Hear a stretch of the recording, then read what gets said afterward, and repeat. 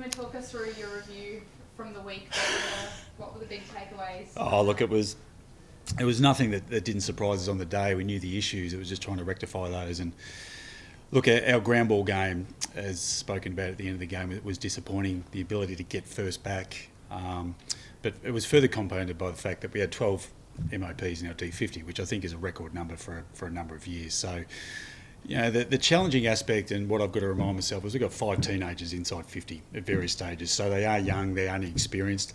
They can't get beaten the way we got beaten on the weekend. And so that was a little bit of the message. They've been fantastic through the first 4 to 5 games, but we had a disappointing game on the weekend. You're not going to be up the whole time, but we certainly expect better from that point of view. And then the other end of the equation was D50. Our ground balls were also quite poor, so we just had a couple of technique issues, a couple of defensive breakdowns, and the crap goal tax that I speak about a number of times, which we gave away. So all in all, it was just one of those games. We weren't good enough on the day, taking nothing away from Richmond, but we've got a bit of work to do on that space.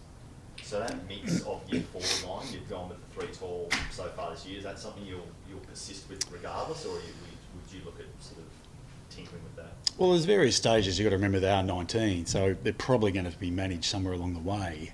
But what we've been really happy with is you know, both Jed and Ethan, who, as I said, are 19 years of age, they've been combating against, you know, you look at the experience of the Richmond defence on the weekend. They've got 3-time premiership players, 2-time premiership players. They've been playing for a long time and they just got beaten, which is going to happen from time to time. But what we've been really pleased with is how far they've progressed this season. So we'll continue to back those boys in. There will be a stage where they'll be rested. We understand that. They understand that.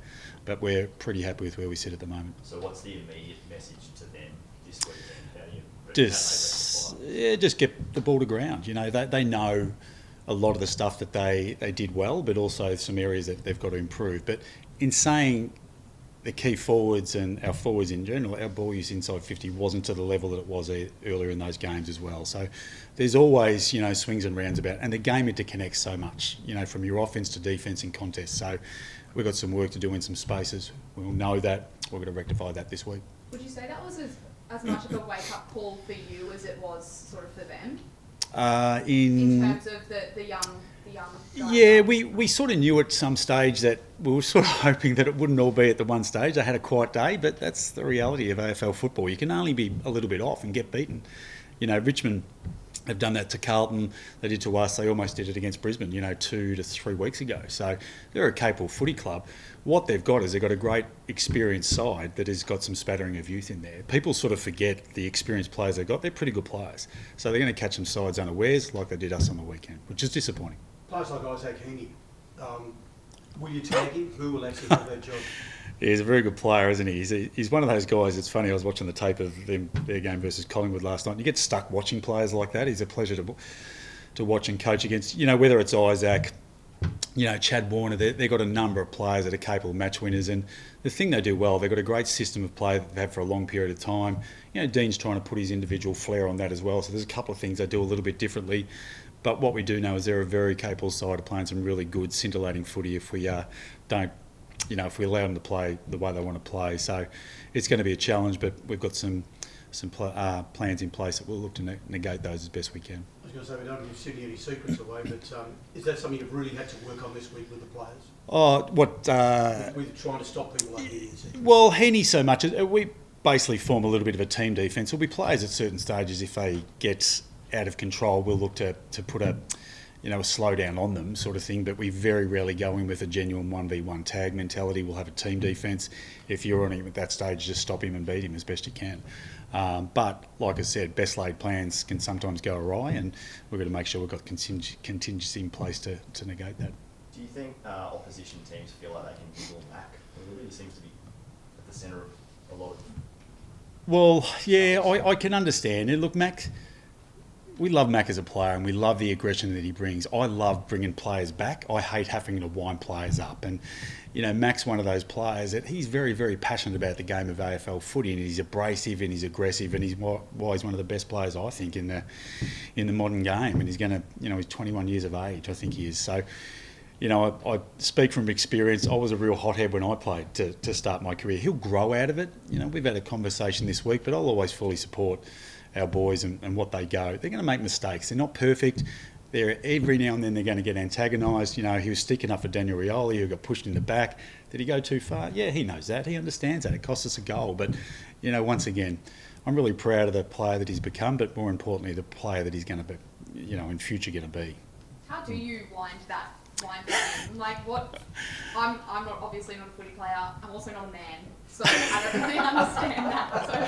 A lot of Adele before the game. We take it down a notch. No more heavy metal, no more rap music, Adele. More Adele, sort of thing. It's just one of those things. He'll get an understanding of what he can and cannot get. I want him to stand up for Daniel, but I don't want him to throw that guy 5 metres sideways, sort of thing. So he understands that, and it was disappointing. He was disappointed as well, and he's got a good understanding of what the line is, but he did step over it on the weekend. You don't want to leave him disappointed either and actually put himself back too far either, do you? What's that, sorry? I don't. You don't want to put him back too far. No, I love the abrasive, the aggressive nature of not only Mac, of our team, sort of thing. And every now and then we are going to overstep the mark. But you know what the very best sides that they do? They push the boundaries. You know, Geelong got a great guy by the name of Bailey Smith, and he's pushing the boundaries at the moment, but he's a wonderful, wonderful player. And you just got to be mindful that greatness sometimes takes that direction. So you can be very careful and try and sanitise those individuals, but it takes away a little bit of their performance as well. Dave Swallows available this week. Yeah, which is great. What happens with Dave? Oh, look, he'll probably... I've always got his magnet just coming in, sort of thing, but he probably needs to play VFL this week. He's missed 7 weeks. You know, significant injury. But, you know, every time he trains, you look at him and think, I'm just looking at that magnet thinking I can't wait to get it back in. So, look, he'll probably play VFL this week. We haven't had our first session this week. We'll have a main session on Friday, I think it will be. Yeah. And then we'll make an assessment, but more than likely VFL. Aside from what he means to the club, obviously, but he'd be your type of man, wouldn't he, Dave? Like the way he plays and the way he gets after it. Yeah, he's got beautiful shoulders, great jawline, all that sort of stuff. But he's an incredible player. You know, I've only known him for a short period of time. He lives in the same street, believe it or not. But, you know, what he means to this footy club, as you can see by the wall around us, is a testament of what we love out of a Gold Coast Suns person, both on and off the field. But more importantly, he can play the game, and he plays the game the right way. So we're looking forward to welcoming him back. Probably not this week. Now, Damien, you caused a bit of controversy yourself this week with your comments around the Victorian Premier. Do you still, with a bit of reflection, do you stand by that? Well, it's more just I wanted to be tough on crime. You know, Noah got his fair whack. You know, he made a really poor decision. He understood that, and he knows that. I think what we need to do as society be harsher on crime. I still stand by that, and I always will. End of the day, I was going to say the other one, but it's accountability and responsibility, you know. The Victorian Premier commented on the example that it set to young people who are looking at AFL and looking at AFL players. Now, you said she had no business, she was putting her nose in somewhere it wasn't wanted, but the Victorian government heavily funds the AFL, so don't they have a say in, or don't they have a right to comment on something that they fund and the example of that setting?